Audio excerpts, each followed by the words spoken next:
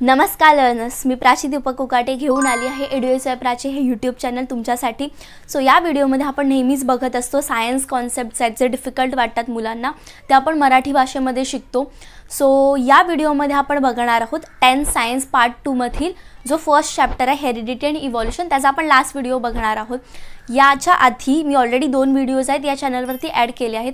जर तुम्ही डायरेक्टली हा थर्ड व्हिडिओ बघत असाल तर त्याआधी तुम्ही जे पहिले 2 व्हिडिओज मी ऑलरेडी ॲड केले आहेत ते जाऊन बघा, सो दॅट हा जो थर्ड व्हिडिओ आहे तुम्हाला 100% कळेल आहे।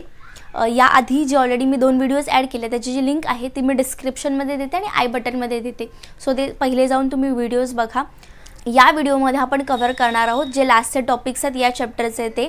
सो सर्वात फर्स्ट आपण बघणार आहोत Darwin's theory of evolution, then second आपण बघणार आहोत लॅमार्किझम, देन थर्ड आपण बघणार आहोत स्पीसिएशन आणि फोर्थ आणि लास्ट चॅप्टर बघणार आहोत आपण ह्यूमन इव्होल्यूशन। सो हे चारही इम्पॉर्टंट टॉपिक्स आहेत, सो व्हिडिओ शेवटपर्यंत बघा आणि फर्स्ट टाइम या चॅनलवर आला असाल तर चॅनलला सबस्क्राईब करा आणि जो बाजूचा जो बेल आयकन आहे तो प्रेस करायचा आहे तुम्हाला, सो दॅट मी जेव्हा आपण नवीन व्हिडिओज पाठवेन ते तुमच्यापर्यंत पोहोचतील। सो कोणताही वेळ न घालवता आपण स्टार्ट करूयात आपल्या व्हिडिओला। Topic 5 theory of natural selection. आपण फर्स्ट व्हिडिओमध्ये थिअरी ऑफ इव्होल्यूशनमध्ये नॅचरल सिलेक्शन ही जी थिअरी आहे चार्ल्स डार्विनची याच्याबद्दल आपण बोलत होतो। सो तो जो व्हिडिओ आहे फर्स्ट लेक्चरचा तो तुम्ही जाऊन बघा, कारण ते तुम्हाला डिटेलमध्ये कळेल एक्झॅक्टली आपण काय बोलत होतो ते नॅचरल सिलेक्शनबद्दल। पण तरी पण या व्हिडिओमध्ये आपण प्रॉपरली नॅचरल सिलेक्शनबद्दल समजून घेणार आहोत।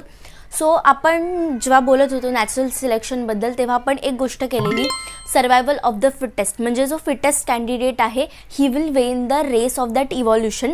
सो इव्होल्यूशनमध्ये तो पुढच्या स्टेपमध्ये जाईल आणि जे बाकी जे वीक कॅन्डिडेट्स आहेत he will slowly and gradually die in that race.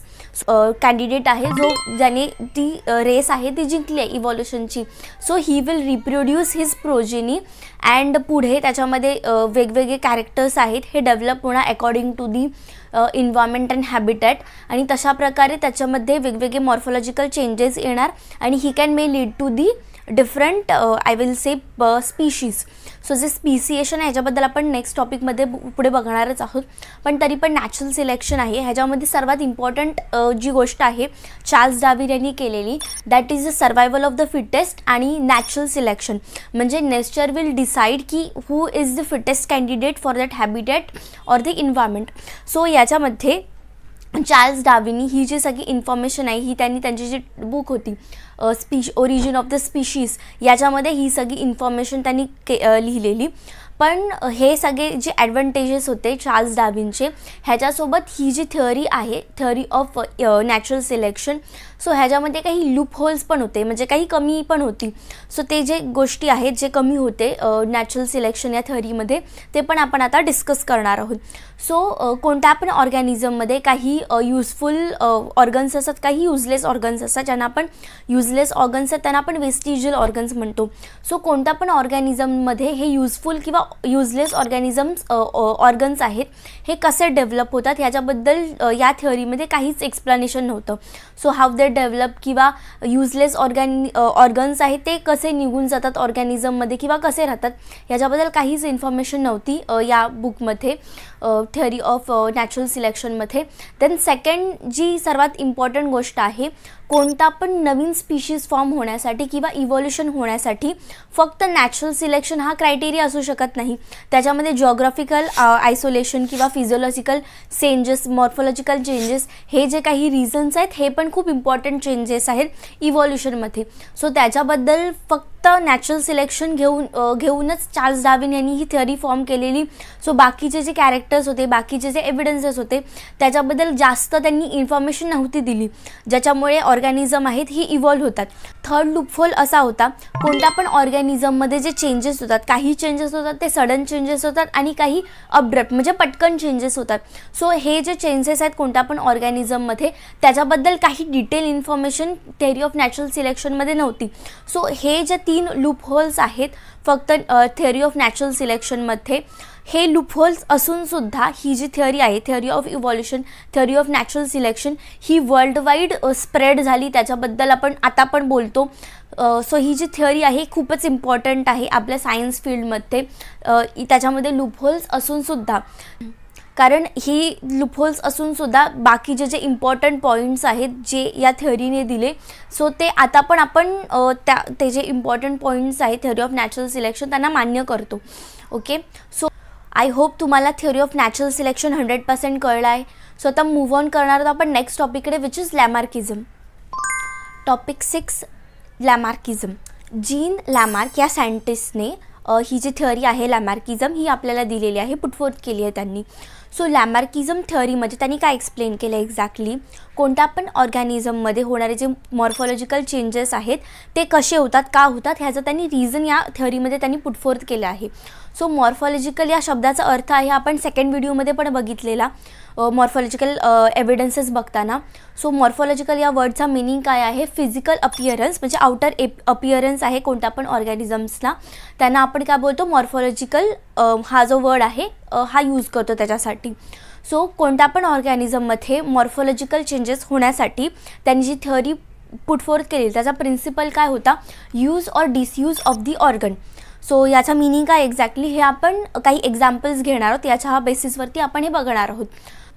लॅमार्क यांनी काही एक्झाम्पल्सद्वारे ही जी लॅमार्किझम थेअरी आहे ही एक्सप्लेन केली आहे.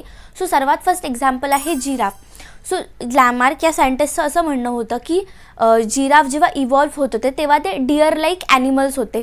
सो डिअर्स कसे असतात, त्यांची मान आहे ती जास्त लेंथला नसते. सो जेव्हा पण इव्हॉल्युशनच्या पिरियडमध्ये सो जे प्लांटचे किंवा श्रब्सचे जे लीव्स होते ते खाताना जे जिराफ हे डिअर लाईक ॲनिमल्स होते जिराफ, त्यांची जी नेक आहे ती हळूहळू वाढत गेली. सो सर्वात फर्स्ट त्यांनी जी कोणत्या पण प्लांटवरती खालचा पार्ट जो हे आहे लीव्स आहे ते खायला चालू केली. सो हळूहळू काय झालं की ती साईजचे लीव्स आहे ते कमी ग्रो व्हायला लागले. सो त्यांना खायला मिळायला पाहिजे, त्याच्यामुळे हे जे ॲनिमल्स आहेत डिअर लाईक जिराफ त्यांची जी नेक आहे ती इलॉंगेट होत गेली आफ्टर अ फ्यू जनरेशन. म्हणजे हे एकाच जनरेशनमध्ये तर पॉसिबल होणार नाही इलॉंगेशन ऑफ द नेक, हे सेव्हरल जनरेशन काही हजारो किंवा 100 ऑफ जनरेशनमध्ये त्यांची जी नेक आहे ती इलॉंगेट होत गेली जिराफ यांची. सो त्याच्यामुळे डिअर लाईक ॲनिमल्सपासून जिराफ हा जो ॲनिमल आहे हा इव्हॉल्व्ह झाला. सो रिझन का होतं की त्यांना जे प्लांट्सचे जे लीव्स आहेत ते प्रॉपरली खायला यायला पाहिजे त्याच्यामुळे. सो हे त्यांनी हे एक्सप्लेन केलं आहे लॅमार्किझममध्ये. सो तसंच त्यांनी सेकंड एक्झाम्पल यूज केलं आहे ब्लॅकस्मिथ, म्हणजे जो आपला लोहार असतो त्याचं. सो लोहार काय करतो आपल्याला सगळ्यांनाच माहिती आहे, हे आयरनचे जे कोणत्या पण युटेन्सिल्स आहेत किंवा गोष्टी आहेत त्याच्यावरती त्याचं काम चालू असतं ब्लॅकस्मिथचं.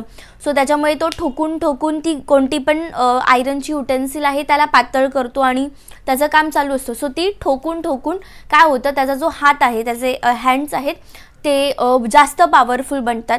देन सो लॅमार्क यांनी थर्ड एक्झाम्पल काय दिलं, बर्ड्सविषयी. सो आपल्याला माहिती असेल ऑस्ट्रिच आणि इमू हे जे बर्ड्स आहेत हे उडू शकत नाही, they can walk and run, पण ते उडू शकत नाही. सो त्यांनी असं एक्सप्लेन केलं, इव्हॉल्युशन होत असताना हे जे बर्ड्स आहेत यांनी त्यांचे जे फेदर्स आहेत, पंख आहेत यांचा यूज केला नाही किंवा कमी यूज केला. याच्यामुळे हळूहळू त्याचे जे पंख आहेत हे कमी स्ट्रॉंग झाले, म्हणजे त्यांचे जे पंख आहेत ते वीक झाले आणि त्याच्यामुळे दे कांट फ्लाय नाऊ, आता ते उडू शकत नाहीत. ऑस्ट्रिच किंवा इमू हे जे बर्ड्स आहेत ते. डक किंवा स्वान हे जे बर्ड्स आहेत आपल्याला माहिती असेल की हे प्रॉपरली स्विम करू शकतात पाण्यामध्ये. सो त्यांचे जे पाय आहेत हे इव्हॉल्युशन होत असताना त्यांनी पायांचा यूज ॲज अ फ्लॅपर म्हणून यूज केला. त्याच्यामुळे जे पायाचं त्यांचं स्ट्रक्चर आहे मॉर्फॉलॉजिकली आपल्याला माहिती असेल इतर जे बर्ड्स आहेत त्यांच्यापेक्षा डक आणि स्वान आहे त्यांच्या पायाचं स्ट्रक्चर खूप वेगळं असतं. सो हे जे स्ट्रक्चर आहे different structure from other birds, so हे हळूहळू इव्हॉल्व्ह होत गेलं. जीन लॅमार्क यांचं लास्ट एक्झाम्पल्स होतं स्नेक्सविषयी. ॲज वी नो स्नेक्स आहेत त्यांना आता कोणतेही लेग्स नाही आहेत. सो जेव्हा इव्हॉल्युशन प्रोसेसमध्ये स्नेक्स आहेत त्यांनी बॉरिंग हॅबिटॅट आहे ती अडॅप्ट केली. सो बॉरिंग हॅबिटॅटमध्ये काय होतं, जे बिळं आहेत किंवा सरपटणं, हे ज्या सगळ्या गोष्टी त्या बॉरोइंग हॅबिटॅटमध्ये येतात. सो बॉरोइंग हॅबिटॅट अडॅप्ट केल्यामुळे त्यांचे जे लेग्स आहेत त्यांचा यूज त्यांनी खूप कमी प्रमाणात करायला सुरुवात केली आणि हळूहळू तो जो यूज आहे त्यांनी बिलकुल केलाच नाही पायांचा. सो त्याच्यामुळे पिरियड ऑफ इव्हॉल्युशनमध्ये त्यांचे जे लेग्स आहेत ते पूर्ण निकामी झाले, ते काहीच कामाचे राहिले नाहीत. आणि त्याच्यामुळे आता जे स्नेक्स आहेत, जे आपण त्यांना बघतो वेगवेगळ्या टाईपचे जे स्नेक्स आहेत, सो त्यांना कोणतेही टाईपचे लेग्स प्रेझेंट नाही आहेत. सो ही होती थिअरी ऑफ लॅमार्किझम, ही होती theory of inheritance of acquired characters. म्हणजेच जे लॅमार्क यांनी एक्सप्लेन केलं आहे आपल्याला, कोणत्या पण ऑर्गनचा जर आपण यूज किंवा डिसयूज केला त्याच्यानुसार ते जे एक्वायर्ड कॅरेक्टर्स आहेत आपल्याला मिळतात. जर आपण एका ऑर्गनचा जास्त यूज केला, प्रॉपर यूज केला, तर तो ऑर्गन आपल्या बॉडीमध्ये खूप चांगल्या प्रकारे डेव्हलप्ड होणार. आणि जर आपण त्याचा यूज नाही केला तर तो ऑर्गन आहे डेव्हलप्ड होणार नाही आपल्या बॉडीमध्ये. ओके, सो ही जी थिअरी आहे, theory of inheritance of acquired characters, he worldwide त्याची जी गोष्ट आहे की use and disuse of organ, हे खूप ऑनर केलं ह्याला, म्हणजे खूप मान्यता दिली गेली. पण त्यांनी जी गोष्ट केली की ही जे एक्वायर्ड कॅरेक्टर्स आहेत हे 1 generation to 2nd generation pass on होतात. सो हे जे गोष्ट आहे याच्यावरती त्यांनी काहीच एव्हिडन्स बेस्ड सबमिट नाही केलं आणि काहीच त्याचं प्रॉपर एक्सप्लेनेशन नव्हतं. सो जस्ट आपण एक्झाम्पल घेऊया. ब्लॅकस्मिथ आहे. सो ब्लॅकस्मिथ आहे, त्याचे जे हँड्स आहेत ते बायसेप्स आणि ट्रायसेप्स आहेत, ते यूज करून युटेन्सिल्सवरती हॅमर करून ते खूप स्ट्रॉंग बनतात. पण त्याचा जो मुलगा आहे ब्लॅकस्मिथचा, लोहाराचा, त्याचे पण जे हँडचे जे मसल्स आहेत ते तेवढेच स्ट्रॉंग असतील का ह्याचं काहीच एव्हिडन्स नाही आहे किंवा ते होऊ पण शकत नाही. याचाच अर्थ काय, जे एक्वायर्ड कॅरेक्टर्स आहेत एका जनरेशनचे ते 2nd जनरेशनपर्यंत ट्रान्सफर होतच नाही आहेत. जर ते 2nd जनरेशनला ट्रान्सफरच झाले नाही तर त्याचं काही मिनिंगच नाही आहे. सो याच्यामुळे जी थिअरी ऑफ लॅमार्किझम आहे, लॅमार्क यांची जी थिअरी आहे ती डिसअप्रूव्ह करण्यात आली. ओके, सो ही होती theory of Lamarckism. Topic 7 speciation. So speciation या शब्दाचा अर्थ बघण्यापूर्वी आपण व्हॉट इज स्पीशीज हे बघणार आहोत. Species are the group of organisms that can reproduce fertile individuals through natural reproduction. So या शब्दाचा अर्थ होतो स्पीशीज. सो आपल्याला स्पीशीज एक्झॅक्टली काय आहे हे कळलेलं आहे. सो स्पीसिएशन म्हणजे एक्झॅक्टली काय, सो इव्हॉल्युशन प्रोसेसमध्ये जे डिफरंट टाईप्सचे किंवा डिफरंट स्पीशीज तयार होतात प्लांट्स अँड ॲनिमल्सच्या, या प्रोसेसला आपण स्पीसिएशन असं म्हणतो. सो स्पीसिएशन होण्यासाठी म्हणजे डिफरंट स्पीशीज प्रोड्यूस होण्यासाठी, फॉर्म होण्यासाठी there are some criteria. So 3 criterias आपल्याला दिलेले आहेत स्पीसिएशनचे. सो सर्वात फर्स्ट क्रायटेरिया आहे जेनेटिक व्हेरिएशन, विच मीन्स आपल्या जो जीन्स आहेत ह्याच्यामध्ये काही चेंजेस झाल्यामुळे, जेनेटिक व्हेरिएशन्समुळे डिफरंट ऑर्गॅनिझम आहे तो रिप्रोड्यूस होऊ शकतो. देन सेकंड त्यांनी रिझन दिलेला आहे, देअर आर जॉग्राफिकल आयसोलेशन, आणि थर्ड आहे रिप्रोडक्टिव्ह आयसोलेशन. सो या ज्या 3 रिझन्स आहेत ह्याच्यामुळे नवीन स्पीशीज आहेत हे तयार होऊ शकतात. सो स्पीसिएशन नीट समजून घेण्यासाठी आपण बियर आहे ह्याचं एक्झाम्पल घेणार आहोत. सो बियरमध्ये पण आपण 3 स्पीशीज आहेत बियरच्या, त्या आपण घेतलेल्या आहेत. सो सर्वात फर्स्ट आहे polar bear, then second sloth bear घेतलं आणि सेकंड आपण जायंट पांडा घेतला. सो हे तिन्ही पण आहेत हे बियरच आहेत, म्हणजे बियरचे 3 डिफरंट स्पीशीज आहेत. सर्वात फर्स्ट आपण बघणार आहोत पोलार बियरबद्दल. सो पोलार बियर हा जो टाईप ऑफ बियर आहे हा आर्क्टिक रिजनमध्ये, आर्क्टिक सी आहे तिथे जो पोलार रिजन प्रेझेंट आहे तिथे मिळतो, त्याच्यामुळे ह्याचा जो कलर आहे इट इज व्हाईट कलर आणि पोलार बियर आहे. देन सेकंड आहे स्लॉथ बियर. तर स्लॉथ बियर आहे आपल्याला इंडियाच्या डिफरंट हॅबिटॅटमध्ये, म्हणजे ते फॉरेस्ट रिजन आहे तिथे आपल्याला मिळतो. देन सेकंड आपण बघणार आहोत giant Panda. So giant Panda आपल्याला सगळ्यांनाच माहिती असेल, जायंट पांडा जो आहे आपल्याला साऊथ वेस्ट रिजन आहे चायनाचा तिथे आपल्याला मिळतो. सो हे तिन्ही पण बियरचे स्पीशीज असल्यामुळे जर तुम्ही त्याचे फोटो नीट बघितलेत तर त्यांचे जे मॉर्फोलॉजिकल कॅरेक्टर्स आहेत हे डिफरंट आहे. पोलार बियर आहे तो व्हाईट कलरचा आहे. देन जो स्लॉथ बियर आहे हा पूर्ण थोडा ब्लॅकिश कलरचा आहे आणि जायंट पांडा बघितला तर it is combination off white and black colour. So morphological changes पण डिफरंट आहेत, कारण ह्यांचे जे फूड आहे, जे फूड किंवा ते त्यांचं जे हॅबिटॅट आहे किंवा रिप्रोडक्शन ॲबिलिटी आहे किंवा रिप्रोडक्शन पिरियड आहे, रिप्रोडक्टिव्ह पिरियड आहे किंवा ज्या पिरियडमध्ये ते रिप्रोडक्शन करतात, हे जे 3 पिरियड आहेत हे तिघांचे पण खूप डिफरंट पिरियड डिफरंट आहे.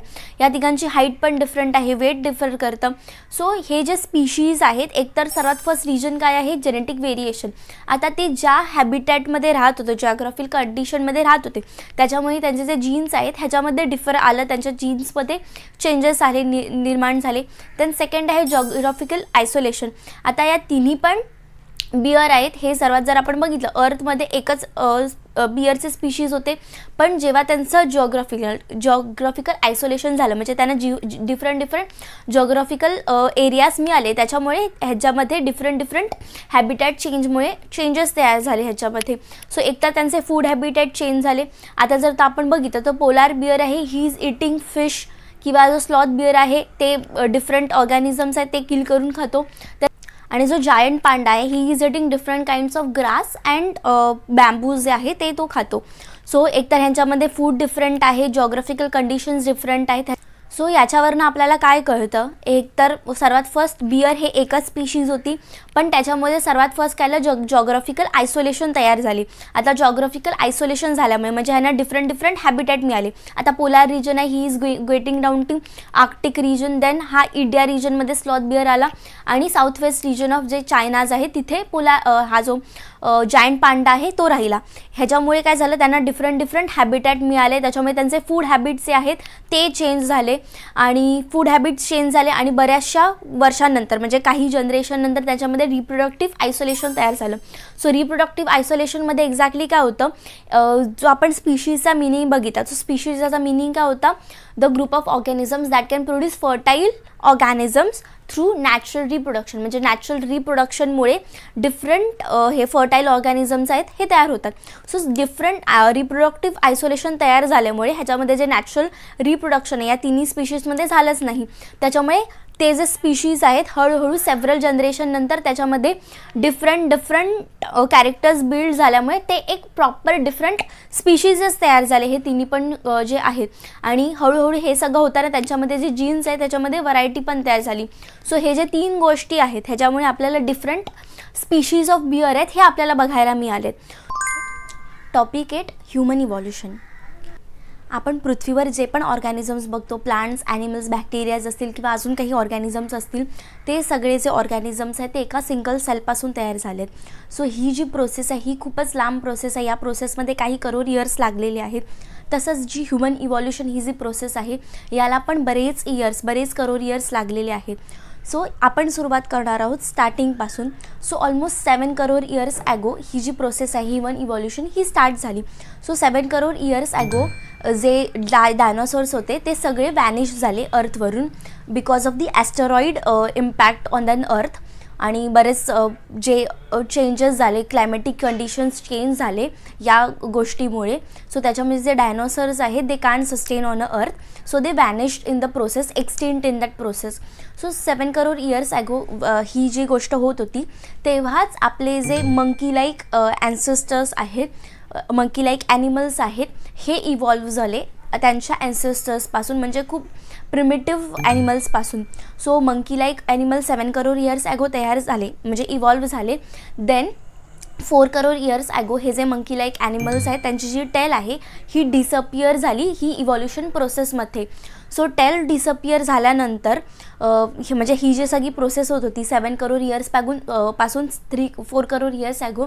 सो त्यांचं जे ब्रेन आहे ते पण डेव्हलप व्हायला सुरुवात झाला.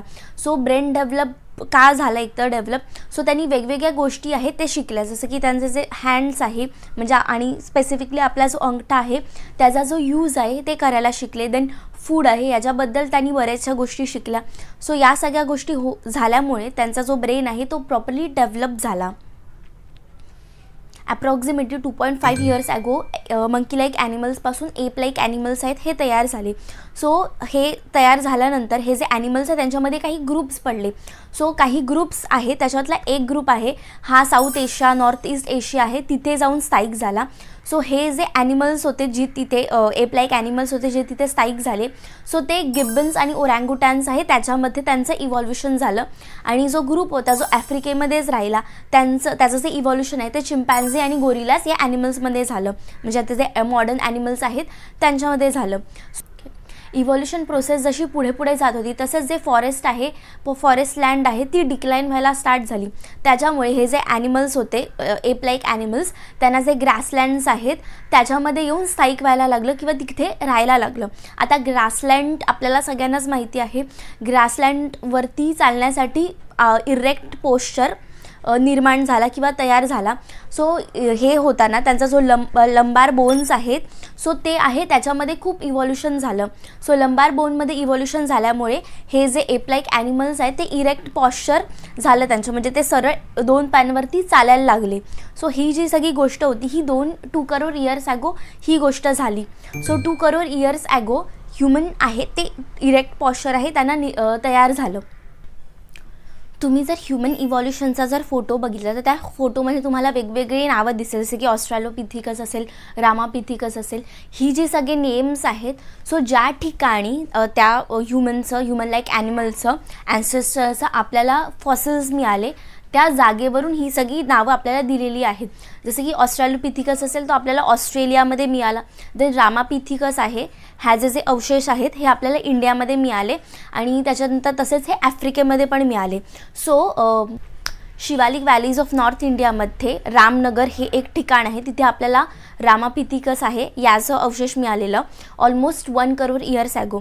सो हा जो रामापिथिकस होता he was first human like animal जो जे आधीचे जे ॲनिमल्स होते त्याच्या आधीचे ते वेर एप लाईक ॲनिमल्स आणि हा जो होता हा फर्स्ट ह्युमन लाईक ॲनिमल्स आपल्याला फॉसिल मिळाला. सो तसंच इव्हॉल्युशन प्रोसेसमध्ये पुढे जाताना तशीच त्यांची ब्रेन डेव्हलपमेंट झाली. त्यांनी अजून हाताचं जे आहे हत्यारांचं आहे हे सगळं यूज करायला स्टार्ट केला. Then approximately 20 lakh years ago जे हे जे सगळे आधीचे ॲन्सेस्टर्स होते त्यांच्यापेक्षा खूप जास्त इव्हॉल्व ॲन्सेस्टर्स मिळाला. दॅट इज त्याचं जे जीनस होतं ते तेव्हापासून आपण त्याचं जे नेमकरण आहे होमो हे दिलेलं आहे जे ह्युमन्सचं जीनस आहे. So he was a first human जो स्किल्ड ह्युमन होता त्याच्यामुळे त्याचं जे जीनस आहे हे आपण होमो ठेवलं. Then 15 lakh years ago first human आहे जो इरेक्ट पॉश्चर होतं त्याचं हे फॉर्म झाला. आता approximately 2 crore years ago erect posture आपण चालायला म्हणजे 2 पायांवरती चालायला स्टार्ट केलं. आपले जे लंबार बोन्स होते त्याचं इव्हॉल्युशन स्टार्ट झालं पण 100% लंबार कर्व आहे तो इरेक्ट झाला आणि माणूस आहे तो प्रॉपर 100% पायांवरती चालायला लागला 15 lakh years ago. Then 1,50,000 years ago ही जी इव्हॉल्युशन प्रोसेस आहे ही खूप जास्त झाली. सो जे आपल्याला अवशेष मिळाले निअँडरथल व्हॅलीमध्ये सो त्याच्यामुळे त्याचं आपण नाव दिलं Neanderthal man. So Neanderthal man होता he was a very intelligent one. So त्याच्यामुळे त्याला आपण फर्स्ट वाईज मॅन असं पण म्हणतो. सो हा जो फर्स्ट वाईज मॅन होता ह्याने हळूहळू जे फायर आहे त्याचं यूज कसा करायचा हे त्याने शिकला. निअँडरथल मॅननंतर आपल्याला 50,000 इयर्स ॲगो क्रोमॅग्नन मॅन आहे त्याचे अवशेष मिळाले. सो क्रोमॅग्नन मॅन ही लास्ट स्टेप आहे ह्युमन इव्हॉल्युशनची. सो याच्यानंतर आपल्या बॉडीमध्ये प्रॉपरली आपण होमोसेपियन्स आहेत ते झालो. सो होमोसेपियन्स झाल्यानंतर आपण 10,000 इयर्स ॲगो ॲग्रिकल्चर त्याचा शोध लावला. सो आपण शेती करू लागलो, एका ठिकाणी स्थायिक झालो. त्याच्यानंतर 5,000 इयर्स ॲगो आपल्याकडे कल्चरल डेव्हलपमेंट खूप जास्त प्रमाणामध्ये वाढली. सो याच्यामध्ये आर्ट आहे किंवा रायटिंग आहे या सगळ्या गोष्टी डेव्हलप झाल्या. देन ॲप्रॉक्सिमेटली 400 इयर्स ॲगो आपण टेक्नॉलॉजिकली खूप ॲडव्हान्स डेव्हलपमेंट करायला स्टार्ट केली आणि आता आपण जे आहोत होमोसेपियन सेपियन्स. सो ही ऑलमोस्ट 7 करोड इयर्सची ह्युमन इव्हॉल्युशनची लांब प्रोसेस आहे. खूपच इम्पॉर्टंट आहे आपल्या सर्वांसाठी. आय होप तुम्हाला ही जी सगळं ह्युमन इव्हॉल्युशन आहे हे सगळं कळलेलं आहे. मगाचपासून आपण जे म्हणतो आहे 7 crore years ago 50,000 years ago हे सगळे आपण वर्ड्स यूज करतो. सो आपल्याला जे आपण वेगवेगळे सायंटिफिक मेथड्स आहेत त्याचा यूज करून आपल्याला जे फॉसिल्स मिळालं त्याचं जे एज होतं ते आहे 7 crore years ago 50,000 years ago. हा पिक्चर आहे याच्यामध्ये 7 करोड इयर्स ॲगोपासून आतापर्यंत जे पण इम्पॉर्टंट टप्पे आहेत ह्युमन इव्हॉल्युशनमध्ये ते दाखवण्यात आलेले आहेत. तुम्हाला हे ह्युमन इव्हॉल्युशन शिकण्यासाठी खूपच हेल्पफुल आहेत. That's all for this video. I hope तुम्हाला हेरिडिटी आणि इव्हॉल्युशन हा चॅप्टर कळला असेल. जर तुम्हाला काही डाऊट्स असतील तर प्लीज कॉमेंट बॉक्समध्ये ॲड करा किंवा तुम्हाला काही सजेशन्स द्यायचे असतील व्हिडिओ संबंधी किंवा काही अजून सो ते तुम्ही प्लीज लिहू शकता कॉमेंटमध्ये. जर तुम्हाला व्हिडिओ आवडला असेल तर प्लीज व्हिडिओला लाईक करा, इतर विद्यार्थ्यांसोबत शेअर करा, जेणेकरून त्यांना पण हे सगळे टॉपिक्स आहेत हे क्लिअर होऊन जातील. सो भेटूयात आपण नेक्स्ट व्हिडिओमध्ये. तोपर्यंत कीप लर्निंग, कीप स्टडिंग आणि thank you so much for watching till the end. जर तुम्हाला कार्बन कंपाऊंड्समध्ये डाऊट येतोय, तो चॅप्टर शिकायचा असेल तर प्लीज या लिंकवरती क्लिक करा. कार्बन कंपाऊंड्सवरती मी 4 व्हिडिओची सिरीज बनवली आहे. सो तुम्हाला हा carbon compounds A to Z पूर्ण कळून जाईल.